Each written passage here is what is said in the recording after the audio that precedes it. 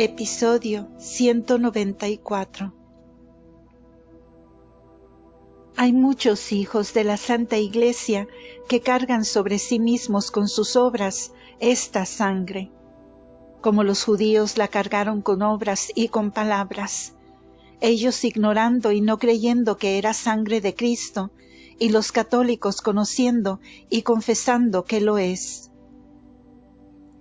Su lengua tienen los pecados de los cristianos y sus depravadas obras con que hablan contra la sangre y muerte de Cristo nuestro Señor, cargándola sobre sí mismos.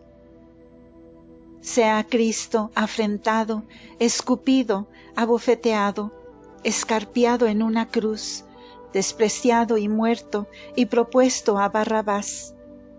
Sea atormentado, azotado y coronado de espinas por nuestros pecados, que nosotros no queremos tener más parte en esta sangre, que ser causa que se derrame afrentosamente y que se nos impute eternamente.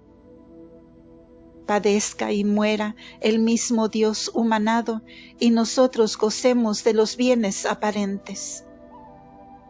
Aprovechemos la ocasión, usemos de la criatura, coronémonos de rosas, vivamos con alegría, valgámonos del poder, nadie se nos adelante. Despreciemos la humildad, aborrezcamos la pobreza, atesoremos riquezas, engañemos a todos, no perdonemos agravios, entreguémonos al deleite de las delicias torpes. Nada vean nuestros ojos que no codicien, y todo lo que alcancen nuestras fuerzas. Esta sea nuestra ley, sin otro algún respeto.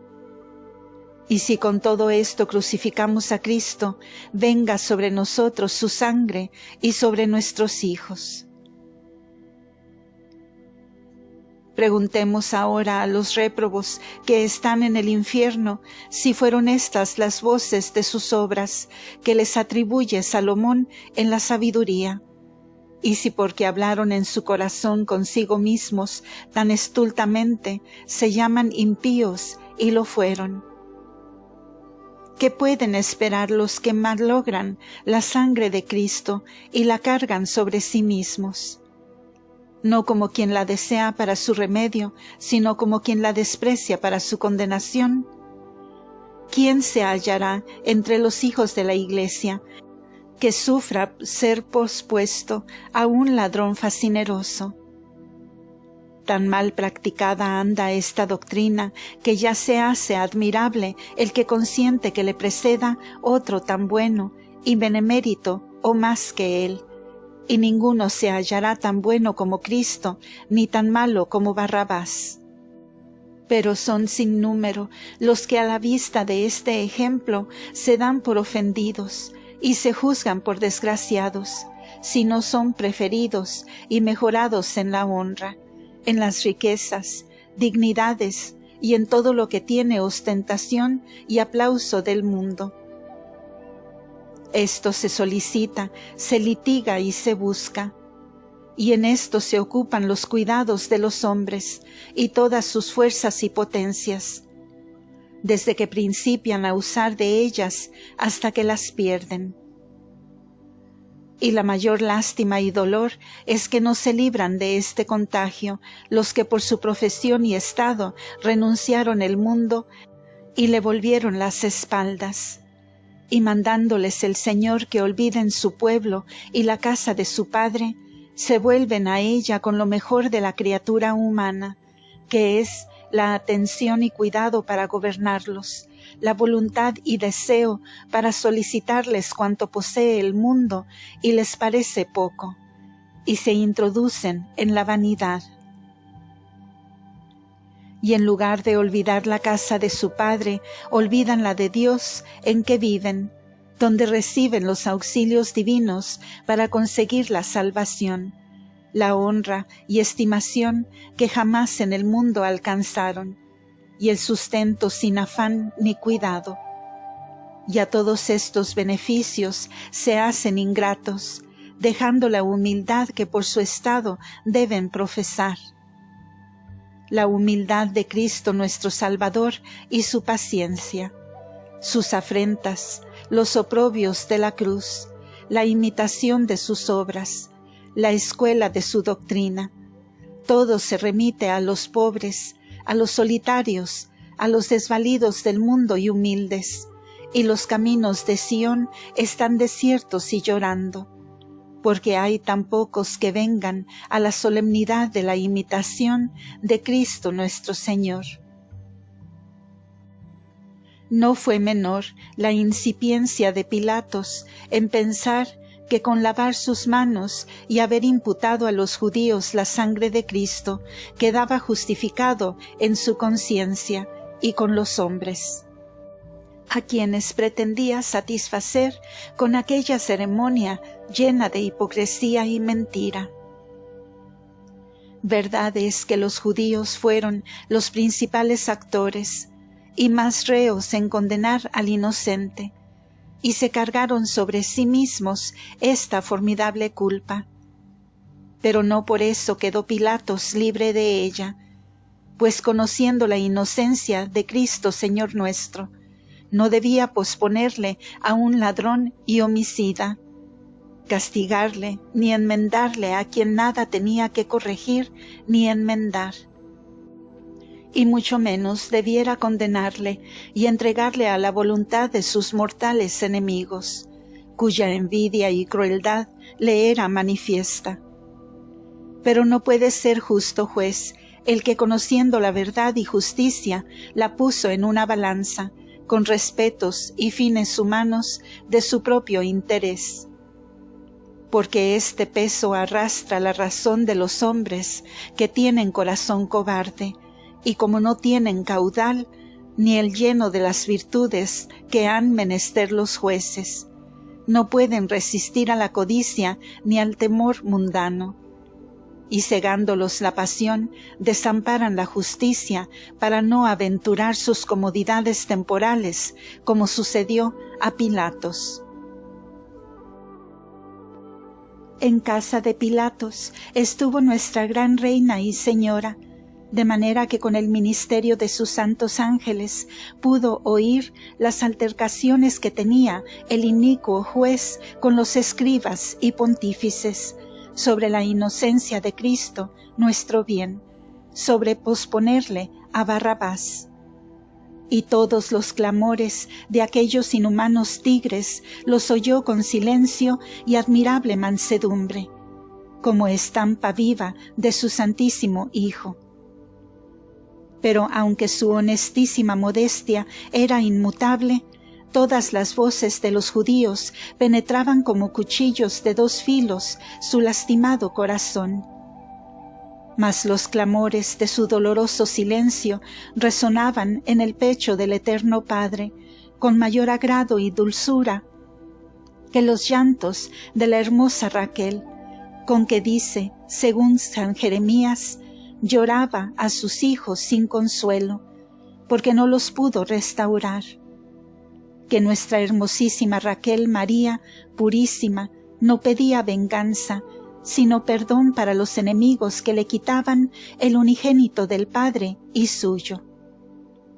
Y en todos los actos que hacía el alma santísima de Cristo, le imitaba y acompañaba, obrando con tanta plenitud de santidad y perfección, que ni la pena suspendía sus potencias, ni el dolor impedía la caridad, ni la tristeza remitía su fervor, ni el bullicio distraía su atención, ni las injurias y tumulto de la gente le eran embarazo para estar recogida dentro de sí misma, porque a todo daba el lleno de las virtudes en grado eminentísimo. Doctrina que me dio la Gran Señora del Cielo, María Santísima. Hija mía, de lo que has escrito y entendido, te veo admirada, reparando en que Pilatos y Herodes no se mostraron tan inhumanos y crueles en la muerte de mi Hijo Santísimo, como los sacerdotes, pontífices y fariseos. Y ponderas mucho que aquellos eran jueces seculares y gentiles, y éstos eran ministros de la ley y sacerdotes del pueblo de Israel, que profesaban la verdadera fe.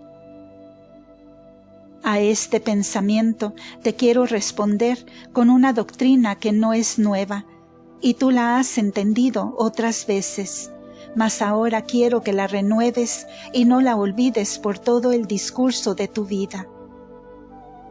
Advierte, pues, carísima, que la caída de más alto lugar es en extremo peligrosa, y su daño o es irreparable o muy dificultoso el remedio. Eminente lugar en la naturaleza y en los dones de la luz y gracia tuvo Lucifer en el cielo, porque en su hermosura excedía a todas las criaturas. Y por la caída de su pecado descendió a lo más profundo de la fealdad y miseria y a la mayor obstinación de todos sus secuaces.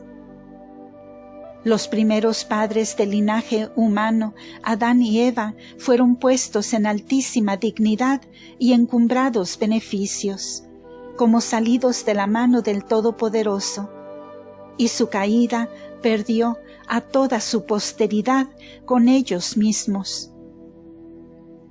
Y su remedio fue tan costoso como lo enseña la fe, y fue inmensa misericordia remediarlos a ellos y a sus descendientes.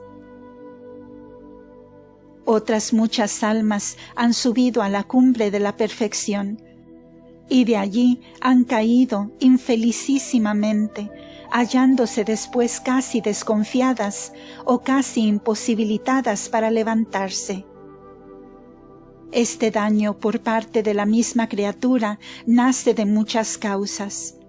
La primera es el despecho y confusión desmedida que siente el que ha caído de mayores virtudes, porque no sólo perdió mayores bienes, pero tampoco fía de los beneficios futuros más que de los pasados y perdidos, y no se promete más firmeza de los que puede adquirir con nueva diligencia que en los adquiridos y malogrados por su ingratitud.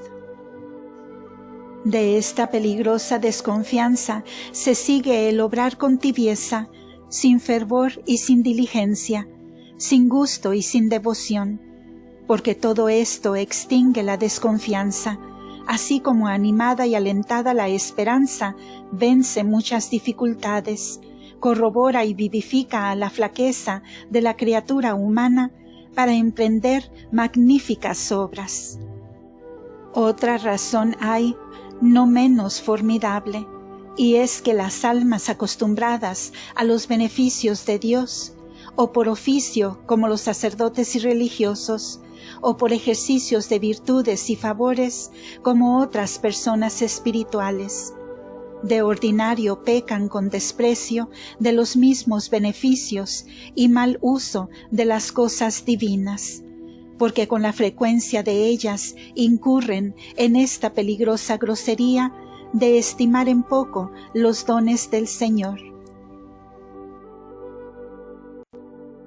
Y con esta irreverencia y poco aprecio impiden los efectos de la gracia para cooperar con ella, y pierden el temor santo, que despierta y estimula para el bien obrar, para obedecer a la divina voluntad y aprovecharse luego de los medios que ordenó Dios para salir del pecado y alcanzar su amistad y la vida eterna.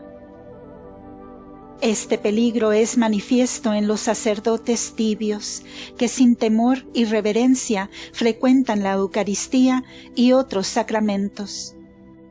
En los doctos y sabios y en los poderosos del mundo, que con dificultad se corrigen y enmiendan sus pecados, porque han perdido el aprecio y veneración de los remedios de la Iglesia, que son los santos sacramentos, la predicación y doctrina. Y con estas medicinas, que son en otros pecadores saludables y sanan los ignorantes, enferman ellos, que son los médicos de la salud espiritual.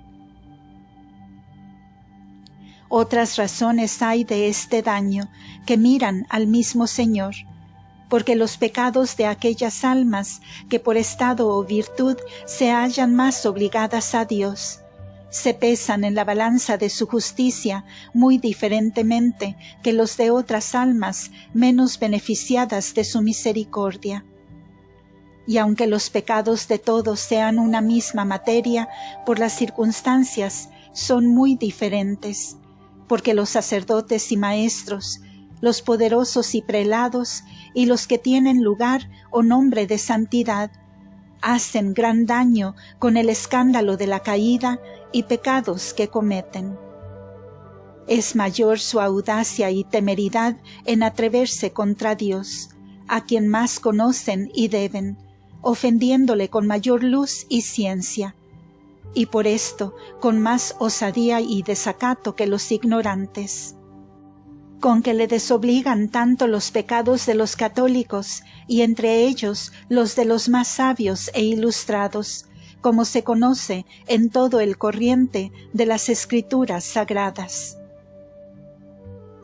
Y como en el término de la vida humana, que está señalado a cada uno de los mortales, para que en él merezca el premio eterno, también está determinado hasta qué número de pecados le ha de aguardar y sufrir la paciencia del Señor a cada uno. Pero este número no se computa solo según la cantidad y multitud, sino también según la calidad y peso de los pecados en la divina justicia.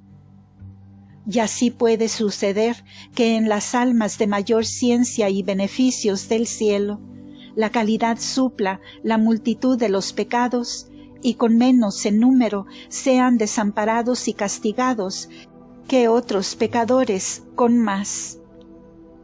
No a todos puede suceder lo que al santo rey David y a San Pedro, porque no en todos habrán precedido tantas obras buenas antes de su caída, a que tenga atención el Señor. Ni tampoco el privilegio de algunos es regla general para todos, porque no todos son elegidos para un ministerio, según los juicios ocultos del Señor. Con esta doctrina quedará, hija mía, satisfecha tu duda, y entenderás cuán malo y lleno de amargura es ofender al Todopoderoso, cuando a muchas almas que redimió con su sangre las pone en el camino de la luz y las lleva por él. Y cómo de alto estado puede caer una persona a más perversa obstinación que otras inferiores. Esta verdad testifica el misterio de la muerte y pasión de mi Hijo Santísimo, en que los pontífices, sacerdotes, escribas y todo aquel pueblo en comparación de los gentiles estaba más obligado a Dios, y sus pecados los llevaron a la obstinación, ceguedad y crueldad más abominable y precipitada que a los mismos gentiles, que ignoraban la verdadera religión. Quiero también que esta verdad y ejemplo te avisen de tan terrible peligro, para que prudente le temas y con el temor santo juntes el humilde agradecimiento y alta estimación de los bienes del Señor. En el tiempo de la abundancia no te olvides de la penuria. Confiere lo uno y lo otro en ti misma, considerando que el tesoro lo tienes en vaso quebradizo y le puedes perder, y que el recibir tantos beneficios no es merecerlos, ni el poseerlos es derecho de justicia, sino gracia y liberalidad. Y el haberte hecho el Altísimo tan familiar suya, no es asegurarte de que no puedes caer, o que vivas descuidada, o pierdas el temor y reverencia. Todo ha de caer en ti al paso y peso de los favores, porque también ha crecido la ira de la serpiente y se desvela contra ti más que contra otras almas, porque ha conocido que con muchas generaciones no ha mostrado el Santísimo su liberal amor tanto como lo hace contigo. Y si cayese tu ingratitud sobre tantos beneficios y misericordias, serías infelicísima y digna de riguroso castigo. Fin de este episodio. El capítulo 20 comenzará en el siguiente audio. Gracias por escuchar.